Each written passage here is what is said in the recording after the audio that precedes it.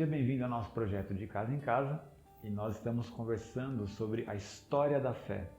E na história da fé, nós já chegamos nos livros, basicamente de uma história muito fundamental de Israel, do povo da fé, que é nos livros de 1º e 2º Samuel e 1º e 2º Reis. Mas primeiro vamos falar sobre 1º e 2º Samuel.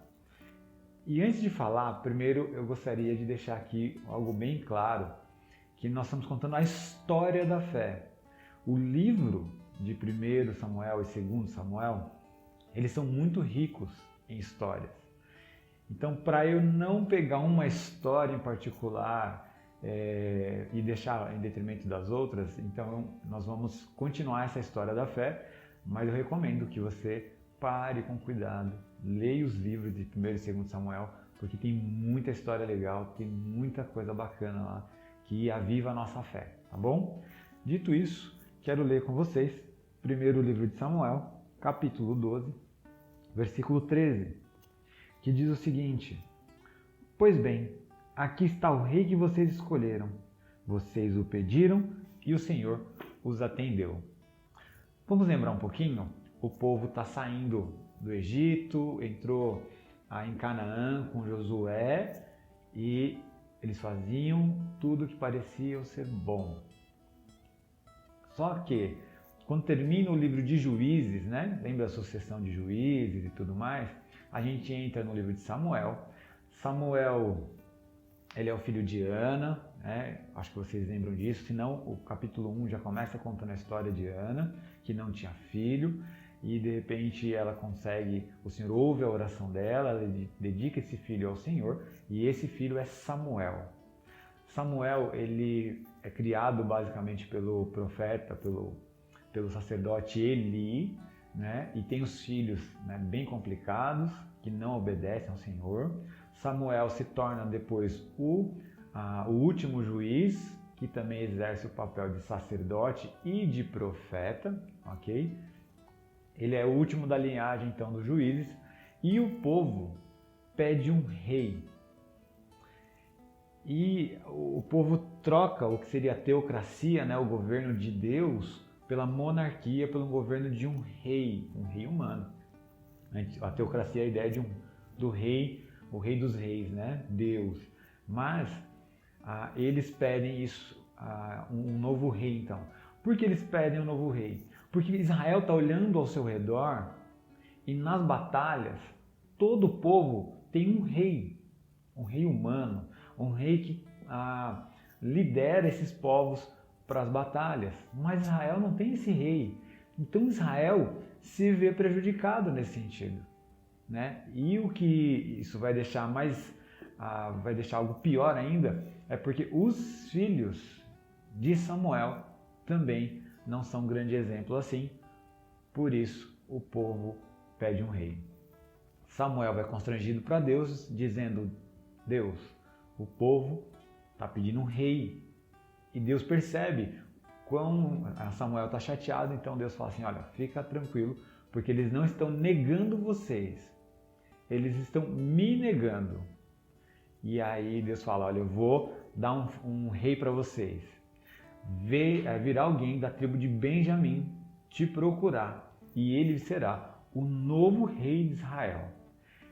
Enquanto isso, na casa de Saul, as jumentas se vão e Saul começa a procurar, e não encontrando as ovelhas, ele começa a ouvir a história que tem aí um adivinho, que na verdade era Samuel, e então Saul vai até Samuel e pergunta se Samuel pode ajudar na procura das suas jumentas. Samuel percebe que ali era aquele que Deus tinha falado que ia procurar.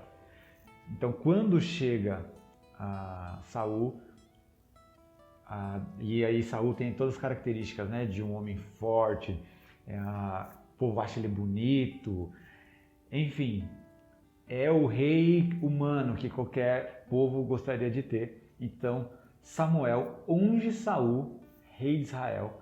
Então, a partir de Saul, a partir do capítulo 8 do primeiro livro de Samuel, nós temos aí o início da monarquia, ok? Ali começa a mostrar o Saul como rei.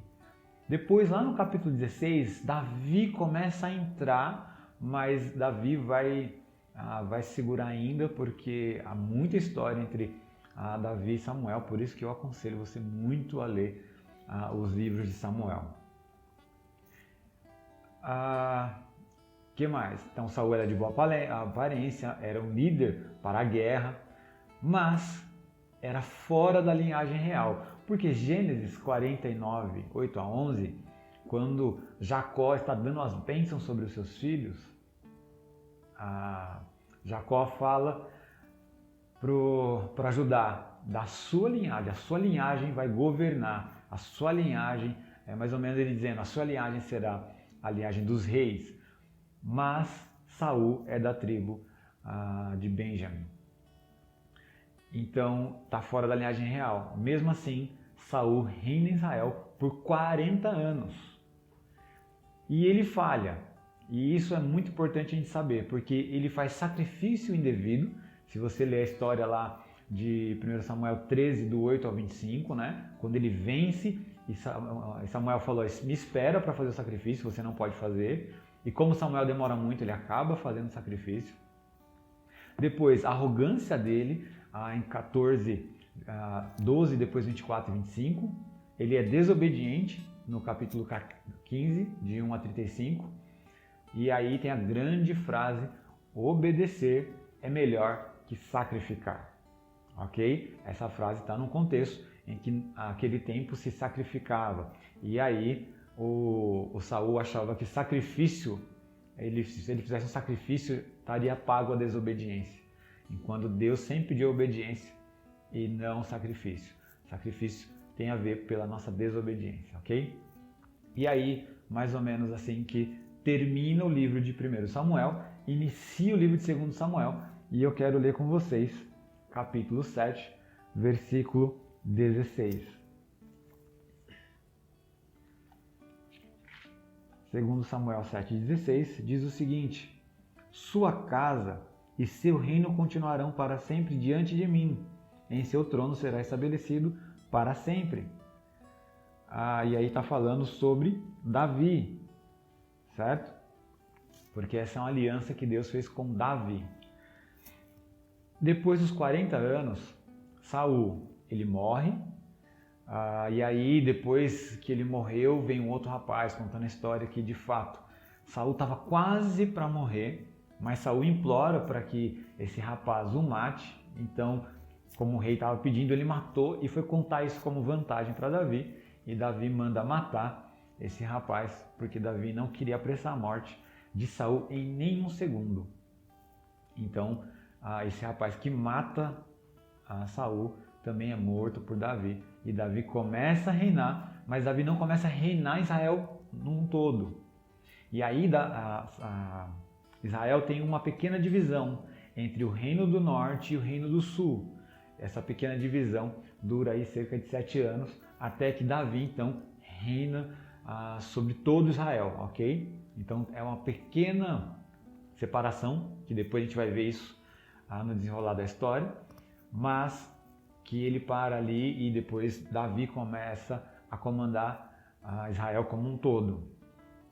No capítulo 11 de 2 Samuel, tem então o grande pecado, né? E aí fala grande pecado, por quê? Porque é esse pecado que vai mostrar uma das maiores falhas de Davi, que é o pecado com Batseba, que a consequência desse pecado recai sobre seus filhos. Primeiro que o seu filho, que veio de pecado, morre.